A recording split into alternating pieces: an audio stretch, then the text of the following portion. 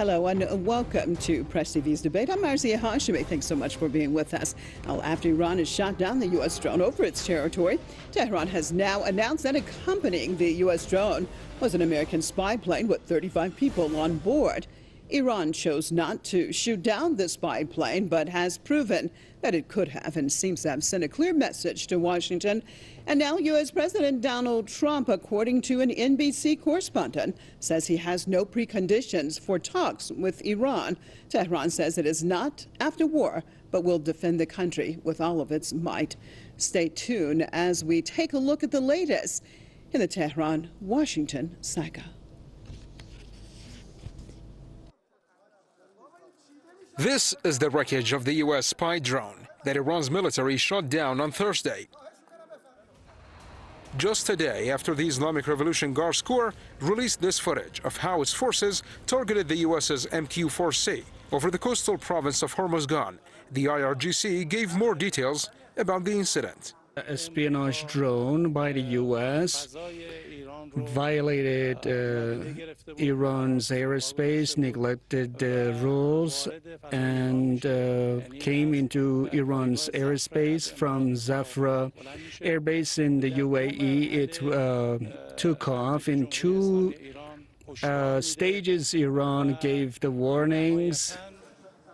IRGC officials say they targeted the American unmanned aerial vehicle only after they issued warnings to the plane not to violate Iran's airspace. But the U.S. Army ignored the warnings. Our colleagues at the Army units issued warnings 4 times before we hit the drone. We had no other way but to stop it from advancing into our territory. Now the U.S. lost one of the most expensive and advanced spy UAVs. The commander of the IRGC Aerospace Division added that the Iranian forces could also target a trespassing American P-8 military aircraft, but they preferred not to shoot the plane. Next to the UAV, an American spy airplane with 35 people on board was flying. We could have hit the manned aircraft as well, and it was actually our right to shoot down that plane, but we did not do so. Iran brought down the U.S. drone using its domestically manufactured surface-to-air missile system dubbed Khordad-3. The U.S. claimed that its unmanned plane was flying over international waters. But Tehran says it has, quote, indisputable evidence that the drone has violated its airspace. Iran also says that the drone's debris were recovered from its own territorial waters. Now, as Iran regards the downing of this advanced U.S. drone as a clear example of its military might, the IRGC says this sends a very clear message to the U.S. that Iran will respond with absolute power if its sovereignty is violated. Youssef Jalali, Press TV, Tehran. Well, let me welcome my guest to the program, publisher and editor, Politics First, Marcus Papadopoulos, out of London, and from the Asia Desk, Executive Intelligence Review, Mike Billington, out of Leesburg. Thank you both for being with us. Let's start this off with Mike. How significant is it that Iran has been able to shoot down this sophisticated and expensive American drone? Well, I don't think there was any question they had the capability to do it. The fact that they did is, it's being contested whether or not it was in Iranian airspace or in international territory. What's most important is that President Trump, who is surrounded and literally under attack by people in his own intelligence community and in the military, who are absolutely committed to going to war, not only with Iran, but effectively to go to war with Russia, as well as China in many cases. And that Trump was put in a position where he was being told, even though some of the military people at the Pentagon were advising against it because it would be such an absolutely useless and dangerous thing to attack Iran. But he was being forced to do so, and then, as I'm sure you know, this morning he put out a tweet, and quite dramatically in that tweet he said that we have been locked and loaded, that was his term, but that he then turned to his generals and said, how many people will be killed by the attack on these 3 Iranian sites? And they said 150, sir. and he said, then call it off. This is not proportionate. The shooting down of an unmanned drone is not proportionate of knocking out radar and missile sites and in the process killing probably a minimal estimate of 150 people. And this demonstrates two things. One is that the question of who is running things in Washington is now being publicly exposed by the fact that the neoconservative crowd working with the British are openly declaring themselves to be in power, something of a dual power situation in Washington, which Trump is countering and is fighting, which is extremely important. Well, interesting comments. What about that, Marcus? What do you think of what Mike just said, for an American president to come out, as he said, and say that it's not proportional? Because, I mean, if we use that as the standard, well, my God, we can look at what's happening in Yemen. We can look at what's happening in occupied Palestinian territories. We can look at what's happening in so many places that actually Americans are directly involved or indirectly involved. And we usually don't see that much of a conscience. Your take? Well, I reject the contention that Donald Trump is being forced into a policy of confrontation with Iran by people around him. After all, it was Donald Trump who appointed John Bolton. It was Donald Trump who appointed Mike Pompeo. There is no evidence, no concrete evidence which would hold up in court to argue that Donald Trump does not want confrontation with Iran.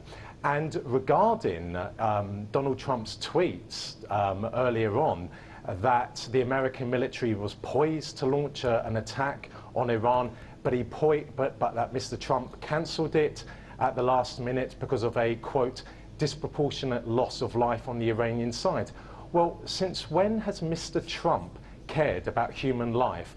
He attacked Syria on 2 occasions, causing the deaths of Syrians. He has continued to arm Saudi Arabia to their teeth, which has resulted in the deaths of thousands of Yemeni civilians, including babies and toddlers. And it is Mr. Trump who continues to issue a blank check to Israel, who then use that to carry out illegal attacks in Syria, causing civilian casualties in Syria, and also to keep on attacking Palestinian civilians in Gaza. So this argument that Mr. Trump is being forced into a policy of confrontation with Iran is absolutely ludicrous. Okay. Mr. Trump has a visceral disliking of Iran, based mainly because he detests the fact that Iran has defied America for 40 years. Secondly, Mr. Trump is trying to provoke Iran so that he has a pretext to take decisive action. Why? Because the American president sees financial dividends in the Iranian government falling. Because if the Iranian government should fall and be replaced by a pro-American one, then America would be onto a financial winner. It would take control of Iran's natural resources. All right, stay with me, Marcus. Stay with me, Marcus. Let me get Mike back in on this discussion. All right, stay with me, Mike. Isn't that Washington did not expect that Iran could shoot down this drone, or didn't expect it to do so? Or do you think that they've been caught off guard a bit? No, you're missing the point. And your other guest obviously speaks for the British Empire and is oblivious to what's taking place. We're on the brink of war with Russia. The New York Times, a spokesman for the New York Times who represents the British and American intelligence community, who were directly responsible for the attempt to pull off a coup against Trump through the lie that the Russians had hacked into the Democratic Party, the whole Russiagate hoax, whose purpose was to break Trump precisely because he has, from the beginning, insisted that he wants to actually form a friendly relationship with Russia and with China. This has driven the British crazy. The entire anti-Russia operation run through the Integrity Initiative and the British Crown, the people who have been committed to keeping the East versus West division of the world according to the old British Empire. They have used their assets on Wall Street and within the American intelligence community to try to bring down the President of the United States in order to go to war with Russia and with China. The Iran thing is not primarily about Iran. It's about trying to provoke a confrontation with Russia to stop Trump, who plans to meet with both Xi Jinping and with Putin at the G20 meeting in 8 days from now. And there is a frantic effort to stop that. That includes the provocation in Iran, which could have started World War III. Had Trump gone ahead with this attack being demanded by the Bolton and Pompeo crowd, then we very well could have been in World War III. We may have been 10 minutes away from World War III, literally. And we have a situation in which the dual power crisis and the war against this British orchestrated coup attempt against Trump through Russiagate, which has now been exposed as a fraud, and many of those people, including the British, the people like Christopher Steele and Dearlove, the MI6 people who ran this coup, and who are, by the way, also directly trying to provoke a war with Iran, with the ultimate purpose of provoking a confrontation with Russia and at least stopping Trump from forming this friendly relationship with Russia and China. Okay, well, Mike, I want to understand.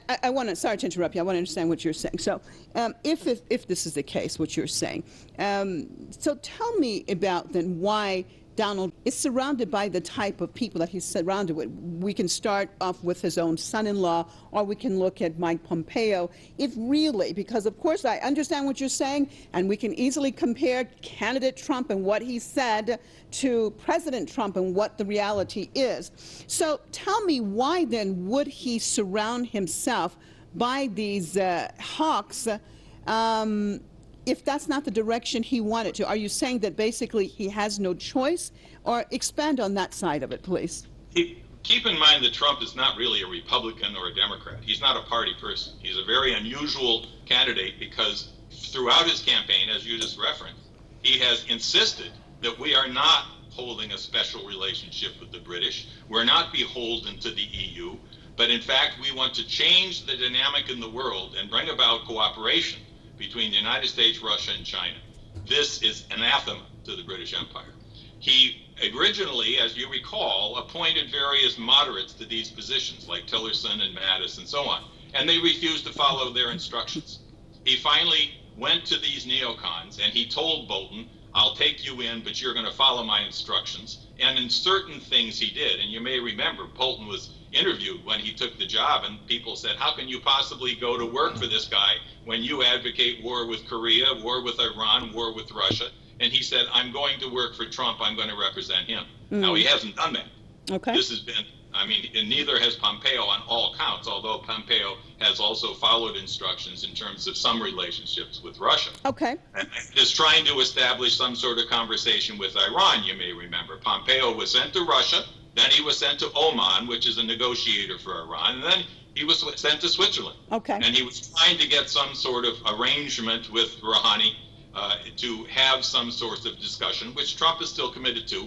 And it's understandable that Iran is very hesitant to sit down for talks with a country that's been this belligerent, bringing about the threat of war. But that is a policy which can and must be resolved through Trump's arrangements with Putin. All right, stay with me, Mike. Let me get Marcus back in on this. Marcus, interesting what Mike has said. I want to look at, though, because, of course, we do have these different analyses of the situation. But if it is the case that really Trump, basically it's the neocons who are doing this, but on the other hand, we look at, for example, we saw that it was the Donald Trump administration that went against the JCPOA agreement, took the United States out of that agreement, and basically has implemented even more difficult sanctions against Iran than had been implemented in the past. So it does seem, though, that this administration, whether it's he himself, the person of Donald Trump, or other parts of the administration, though, has been very, very hostile to Iran. And now it appears like Washington is shocked by the shooting down of this drone over Iranian territory. Now, of course, we understand what the mainstream media is saying, that the drone was shot over international waters, but even the Iranians today displayed parts of the drone that they got from Iranian waters. So what is all this about in your perspective? Well, goodness me, we're supposed to be having an intelligent and serious discussion, and the guest in America has just lowered the tone dramatically. Mr. Trump has entered into talks with North Korea, which I support, but why has he done that? Because North Korea has nuclear weapons, and America has never attacked a country which has nuclear weapons. Conversely, look at Mr. Trump's policy on Venezuela. He's doing everything possible to starve, to asphyxiate the Venezuelan economy.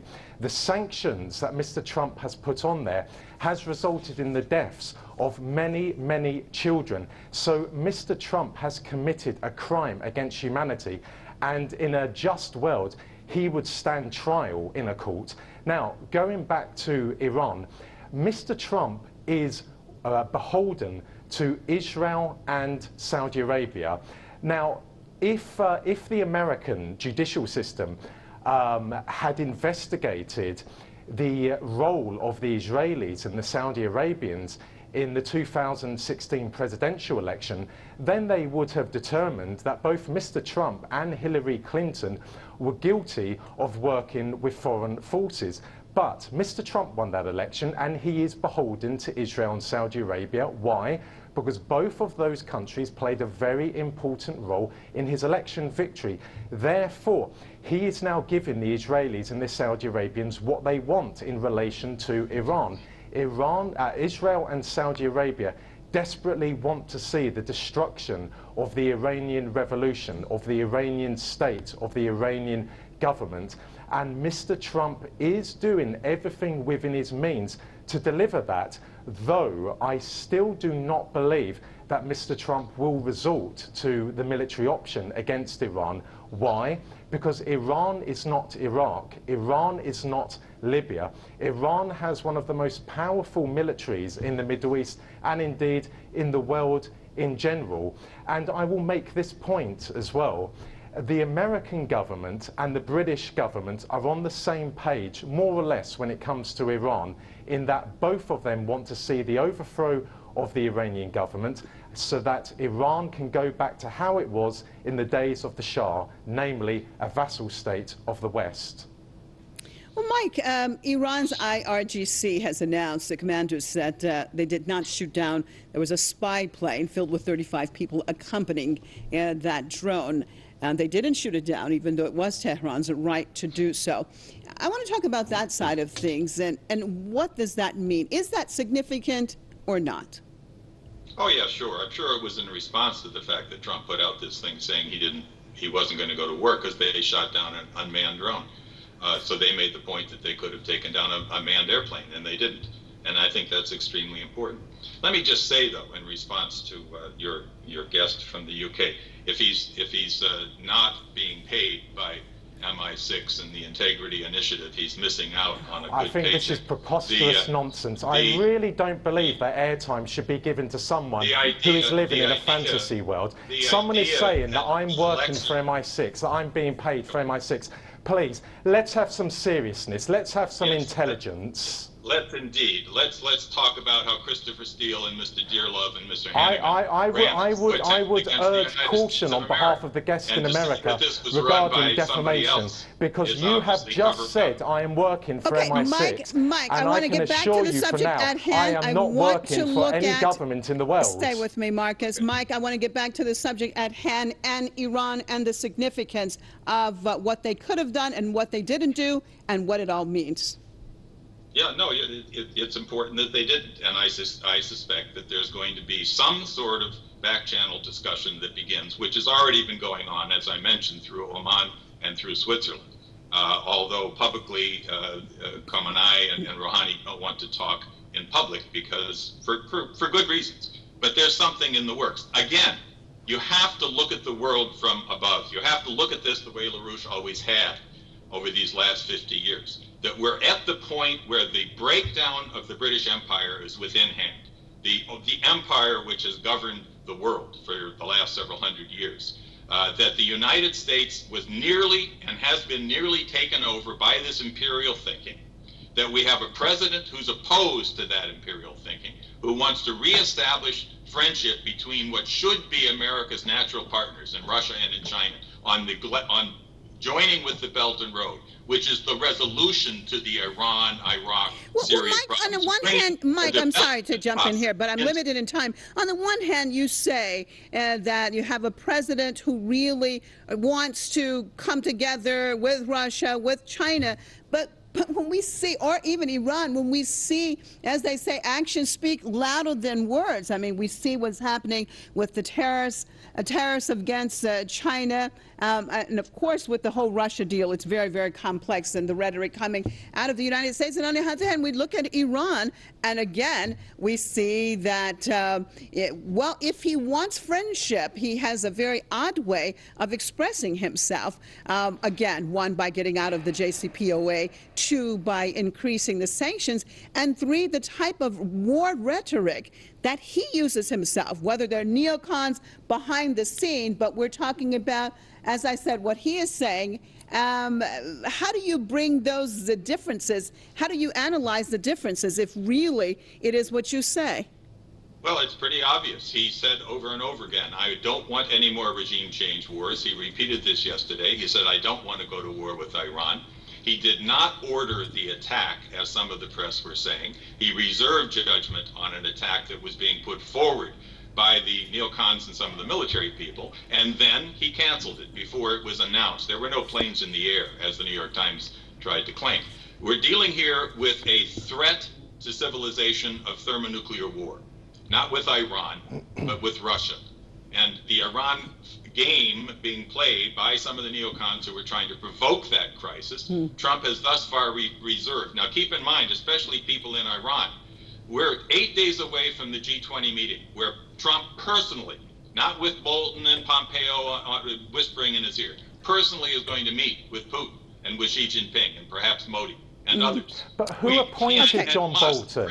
Who appointed Mike Pompeo? Okay, Mike, because I'm just about out of time. Could you ask who appointed those two wretched human beings? I already explained that to you. Marcus, what has to happen? 1 second, because I'm just about out of time. Marcus, what has to happen in your perspective at this point in time? Because we hear all the rhetoric coming towards Iran. What do you think needs to happen to bring the level of all of this down? Or do you see these two powers actually clashing?